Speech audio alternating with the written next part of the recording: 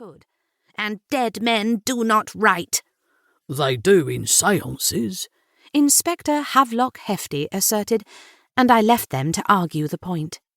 There had never been any love to lose between those two characters. "It has just arrived," Matthews mumbled, unable to look me in the eye, so it was obvious that he had some idea of its contents.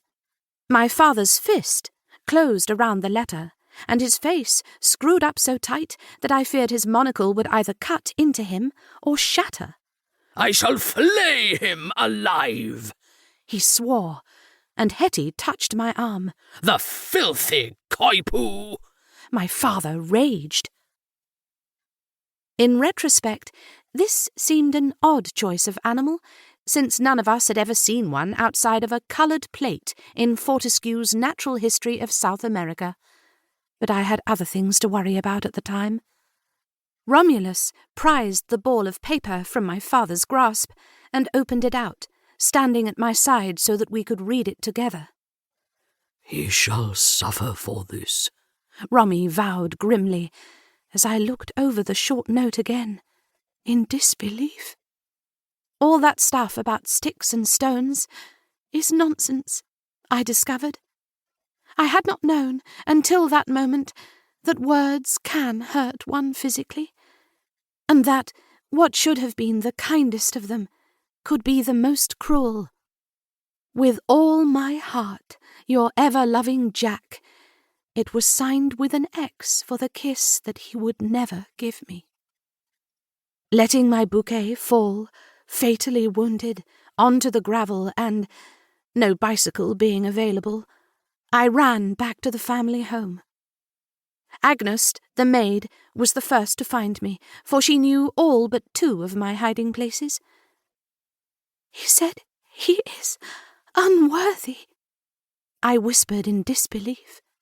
"Unworthy is as unworthy do," she affirmed, grasping my shoulder in one massive 6-fingered hand and turning my chin with the other to make me look her in the face. Hers bore a new expression, which I thought at the time was biliousness, but I realized later was hatred.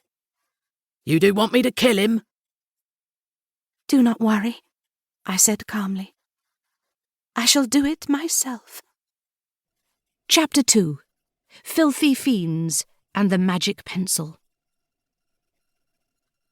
Ruby Gibson hesitated, but the muzzle of the Mauser C-78 was pressed beneath her breast, and she could not hope to overcome her nemesis with her hands tied and her feet shackled.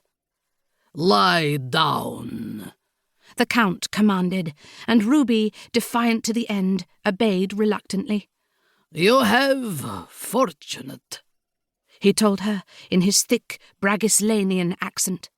"For I have give you a casket which is more than you have give my brother." "He was a foul fiend," Ruby told him, "and I am only sorry that the piranhas devoured him so quickly." The Count fingered the old scar on his cheek, a souvenir of their pistol duel on the north face of the Matterhorn. "Unless I have his head to bury in the vault of my noble families," he snarled. "But you, Miss Gibson, shall go scattered to the winds."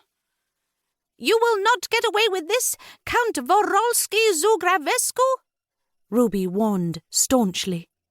"I fear the proverbial boot, as you English say, fit on the alternate foot," he sneered, his yellow eyes glinting like those of a serpent in the flickering flame of the torch that Igorovitch was holding over her. "You do not get away from me this time," the Count gloated, blood trickling from the rapier wound that she had inflicted upon his simian brow. "This casket is made of inch-thick solid steel. I shall bolt and padlock him. There is no air holes, and, believe me, Miss Gibson, you will pray to lose conscious before Igorovitch light that pit of fire below and beneath you." "You filthy fiend and ungrammatical brute!" she cried, and Count Zugravescu laughed maniacally. "Farewell."